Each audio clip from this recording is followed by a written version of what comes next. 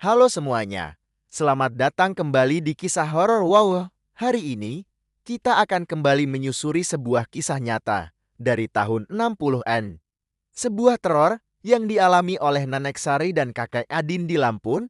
Kisah ini membuktikan bahwa kadang, tempat tinggal yang kita pilih menyimpan sejarah kelam yang siap menyeret penghuninya ke dalam jurang ketakutan yang paling dalam.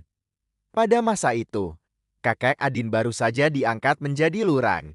Demi mendukung pekerjaan barunya yang mulia, ia memutuskan untuk membangun sebuah rumah baru bagi keluarganya. Sambil menunggu pembangunan itu selesai, keluarga kecil ini, termasuk kedua anak mereka, Dina dan Bayu, memutuskan untuk menyewa sebuah bangunan tua untuk sementara waktu. Bangunan itu sangat luas, lebih dari cukup untuk mereka berempat. Namun, sejak awal, ada aura yang tidak mengenakan menyelimuti tempat itu. Kesan seram begitu kuat. Apalagi setelah mereka tahu bahwa bangunan tersebut dulunya adalah sebuah restoran yang cukup ramai. Mereka tidak pernah menyangka keputusan menyewa rumah ini akan menjadi awal dari mimpi buruk terpanjang dalam hidup mereka. Tak butuh waktu lama bagi kengerian untuk menyambut kedatangan mereka. Baru malam kedua mereka tinggal di sana, Nenek Sari mulai merasakan keganjilan yang pertama. Setiap kali waktu menjelang maghrib, Nenek Sari selalu mendengar suara anjing yang sangat agresif dari luar. Bukan hanya satu, tapi seperti sekelompok anjing liar, mungkin sekitar 5 ekor. Mereka menggonggong dengan liar, berlari-lari mengelilingi rumah. Dan yang paling menakutkan, mereka mencakar-cakar jendela dengan brutal, seolah-olah berusaha mati-matian untuk menerobos masuk. Pemandangan mengerikan ini terulang setiap malam, tepat pada jam yang sama. Tanpa pernah meleset, suasana di dalam rumah menjadi sangat mencekam, membuat bulu kuduk merinding. Kakek Adil, yang mencoba bersikap tenang, akan memeriksa keluar. Anehnya, setiap kali pintu dibuka, tidak ada seekor anjing pun di sana. Halaman rumah itu kosong melompong, sepi, seolah tidak pernah ada apa-apa. Gangguan ternyata tidak hanya datang dari bawah. Hampir setiap malam, dari larut hingga menjelang subuh, Nenek Sari harus menahan rasa takut yang luar biasa. Ia terus-menerus mendengar suara aneh dari langit-langit rumah. Itu bukan suara tikus yang berlarian seperti yang biasa kita dengar. Ini adalah suara langkah kaki yang berat dan bisin, seolah-olah ada sekelompok orang dewasa yang sedang berjalan mondar-mandir tanpa henti di atas kepala mereka. Suara itu begitu keras, konstan, dan mengganggu, membuat keluarga itu tidak mungkin bisa tidur nyenyak. Setiap malam mereka harus berbaring di tempat tidur, mendengarkan langkah-langkah misterius itu. Bertanya-tanya siapa atau apa yang ada di atas sana. Ketakutan semakin memuncak ketika suatu pagi, Pak Joko, tukang potong rumput langganan mereka, datang untuk bekerja. Dengan wajah pucat dan suara bergetar, ia menceritakan sesuatu yang mengerikan kepada Nenek Sari. Pak Joko mengaku saat sedang membersihkan halaman, ia tidak sengaja melihat sesosok makhluk yang sangat tinggi, besar, dan hitam pekat. Saking tingginya, kepalanya sampai menjulang keluar dari rimbunnya dahan pohon besar yang ada di halaman depan. Sosok itu hanya diam, tapi tatapannya lurus dan tajam, mengarah langsung ke rumah sewaan mereka. Pengakuan Pak Joko membuat Nenek Saru semakin yakin bahwa ada sesuatu yang sangat tidak beres dengan tempat ini, dan puncaknya, Nenek Sari akhirnya mengalaminya sendiri. Bukan di luar, tapi di dalam rumah, yang semua pintunya terkunci rapat saat sedang berada di ruang makan. Matanya menangkap sesuatu yang janggal. Seekor anjing hitam berukuran besar sedang duduk diam di bawah meja makan. Anjing itu hanya menatapnya dengan mata kosong. Nenek Sari, meskipun ketakutan, mencoba memberanikan diri. Ia berteriak dan mencoba mengusir anjing itu pergi. Namun, yang terjadi selanjutnya membuatnya lemas. Anjing hitam itu bangkit, berjalan perlahan ke arah dapur, dan lenyap begitu saja di udara. Jelas sudah, ini bukan lagi masalah hewan biasa atau gangguan dari luar. Ini adalah entitas gaib yang bisa berwujud sesuka hatinya. Namun, teror yang sesungguhnya ternyata berpusat pada satu ruangan spesifik.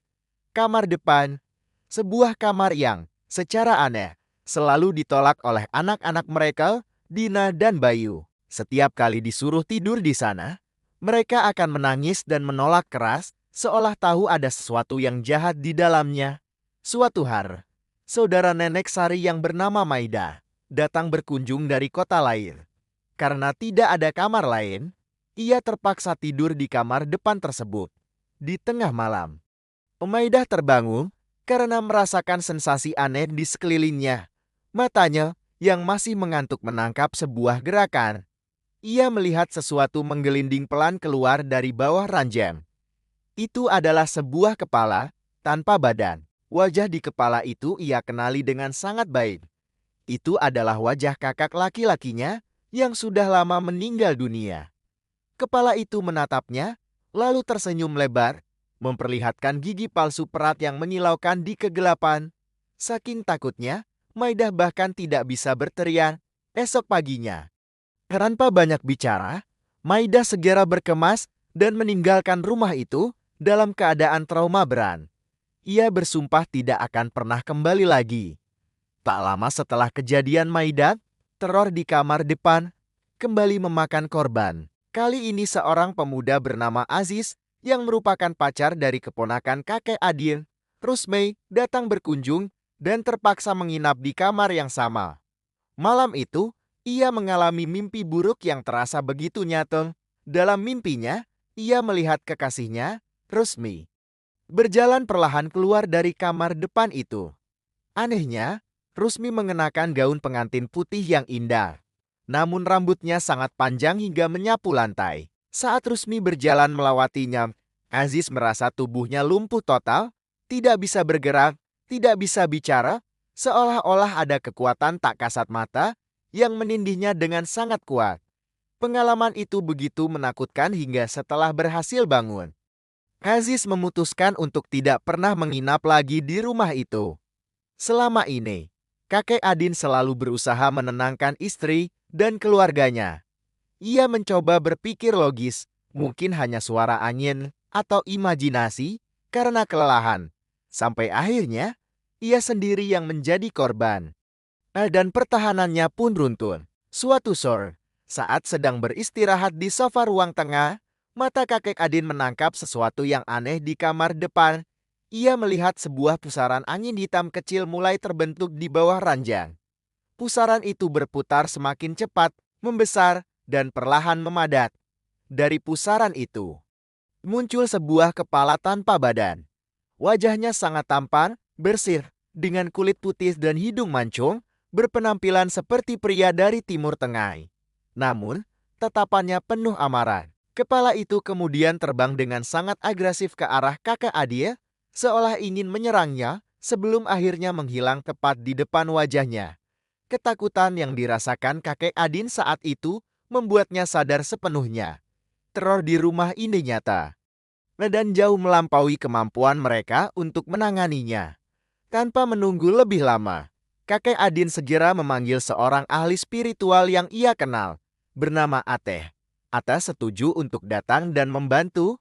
Ia memutuskan untuk bermalam dan melakukan meditasi di ruang depan yang angker itu sendirian. Setelah semalaman berada di sana, keesokan paginya, Ateh keluar dengan wajah yang serius.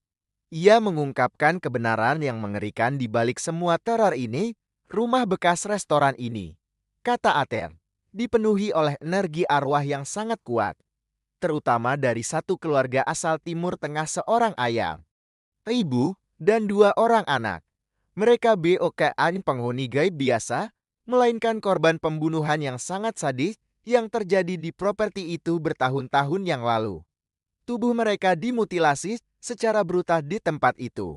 Arwah mereka terikat di sana, tidak bisa pergi, dan mereka sangat membenci siapapun yang berusaha menempati tempat yang mereka anggap sebagai milik mereka. Mereka tidak akan pernah membiarkan orang lain hidup tenang di sana. Mendengar penjelasan itu, kakek Adin tidak lagi ragu sedetik pun. Keselamatan keluarganya adalah yang utama. Mereka segera berkemas dan pindah dari rumah itu secepat mungkin. Mereka mencari rumah kontrakan lain yang lebih kecil dan sederhana, dan tinggal di sana tanpa ada gangguan sedikit pun, sampai akhirnya rumah baru mereka selesai dibangun. Baru setelah pindah ke rumah baru milik mereka sendiri, barulah Nenek Sari, Kakek Adil, Dina, dan Bayu bisa kembali hidup dengan damai dan tenang. Mereka meninggalkan bekas restoran berdarah itu selamanya, bersama dengan kenangan teror yang tidak akan pernah bisa mereka lupakan seumur hidup. Itulah kisah teror di rumah kontrakan bekas restoran. Terima kasih sudah mendengarkan. Jangan lupa subscribe untuk kisah-kisah lainnya, dan sampai jumpa di kisah horor Wawa berikutnya.